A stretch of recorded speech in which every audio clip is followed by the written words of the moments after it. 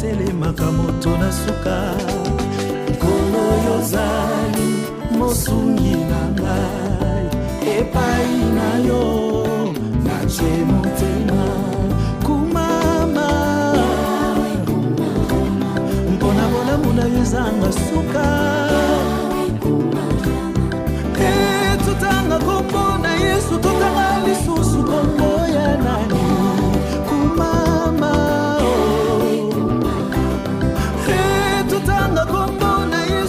I'm here in the Congo in Kinshasa. I travelled out in May and I'm here by the invitation of a UK charity that's based in Brixton, which has been doing work here in the Congo for the last 7 years, helping disabled people.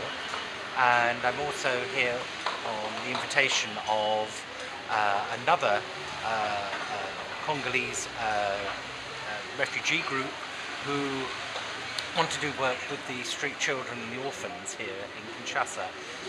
My name is Rodney and I represent a UK charity called the Hilden Charitable Fund. We've been helping projects overseas since 1963, but in common with lots of English charities, because the Congo is French Belgium, not so many English charities have been working here in Kinshasa. And of course, with the disaster in the east, many of the emergency measures, the emergency funds have been, the money has been spent in the east.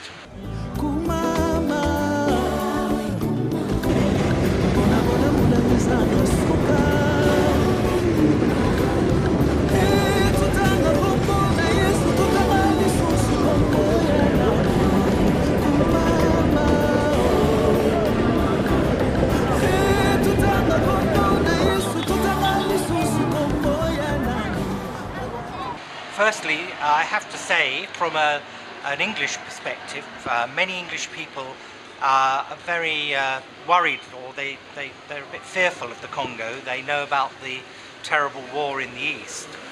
And many people thought I was taking a great risk to come to Kinshasa, but I've been treated with such politeness and kindness, and I felt very safe here with the people of Kinshasa. And I've been very impressed with all the good nature and kindness of people. I've visited many charity organisations since I've been here. Many of them are not very well resourced. There is simply no government money here.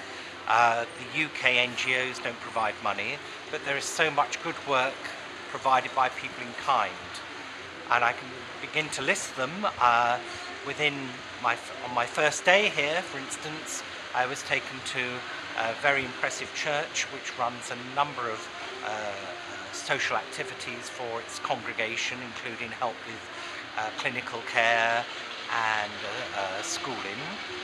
Now, Kinshasa is a huge city. People from England won't, even people who've been to some countries in Africa will be shocked at the state of the roads and the conditions here in the capital.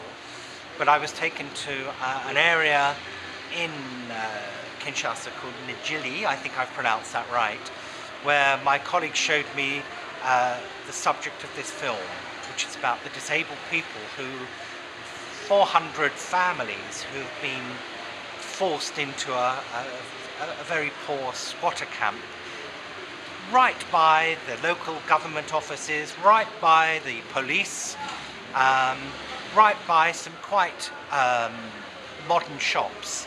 And this is the subject of the film, and I hope that we can help the people of that community with their dream to move on into a new community with proper houses and proper facilities. The focus of this film is about the disabled community in Njili, and we're going to learn a lot about their hopes and dreams. However, I want to say a little bit more about the work of other charities in the Congo too. I could have only come here because of the good help that I received from Patricia Kambu, who is setting up a number of charities here in Congo and lives in London.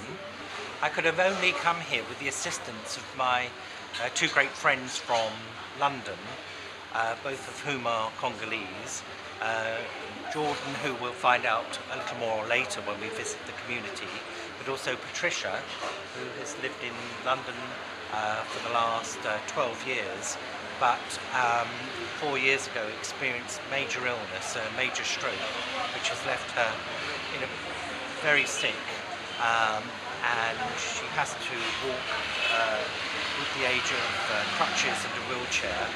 But Patricia has this dream of helping many projects here in Kinshasa, and I was privileged to visit 3 of her projects. One, a project helping 20 enfants, 20 children, through a local church connection, a local school which is in dire need of help, and also help to a hospital. I think perhaps Patricia may say a few words herself, in French of course. Je réponds au nom de Patricia Kambou. Je vis en Angleterre, je fais beaucoup des années en Angleterre et je suis retournée ici pour aider les peuples congolais qui ont des difficultés en même temps que moi. Moi aussi je suis souffrante, je suis en Angleterre, je suis malade, mais au moins que moi j'ai la grâce d'être là, j'ai la facilité d'être soignée. Mais ici au Congo, à cause de rien du tout, déjà mère, c'est pour cela qu'on est venu pour travailler la main dans la main, pour essayer de faire quelque chose aussi ici dans notre pays. Voilà, c'est pour cela qu'on est venu avec M. Rodney Adley pour voir ce qu'on est en train de faire, ce qu'on est en train de penser de le faire, pour qu'on puisse travailler nous tous pour aboutir dans quelque chose. Vraiment, c'est triste. On était parti à l'hôpital, on était parti là où vraiment on devait être. Donc c'est la tristesse totale.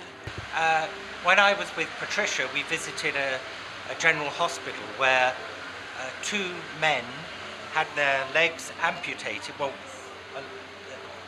legs amputated because gangrene set in, because they did not have clean water and basic first aid when the small injury first started.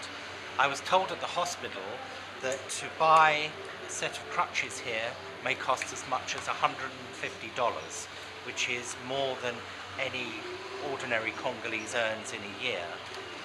There's a great need for these adaptations and aids, and there's something that we should really look at. And when we go to the community later in the film, you will see people who are crawling because they have no wheelchairs or crutches.